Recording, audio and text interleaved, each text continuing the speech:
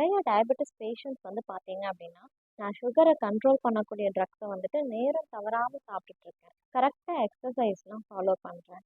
Diet பார்த்தீங்கன்னா sugars இல்லாமல் நான் வந்து எடுத்துக்கிறேன். இப்படி எல்லா மெஷர்ஸையுமே நான் வந்து ஃபாலோ பண்ணிட்டு இருக்கேன். என்னோட சுகர் லெவல் வந்து கண்ட்ரோலுக்கே வரமாட்டேங்குது டாக்டர் அப்படின்னு சொல்லிட்டு நிறையா நாங்கள் கேள்விப்படுறோம்.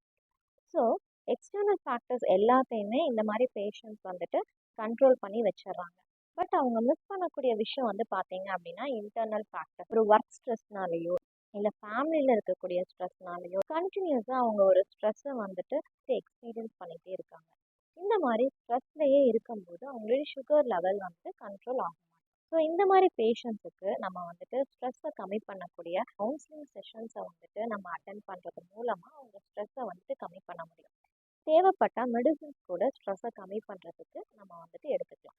அவங்களுடைய சுகர் லெவல் வந்து கண்ட்ரோலுக்கு நம்ம ஈஸியாக கொண்டுட்டு வரலாம்.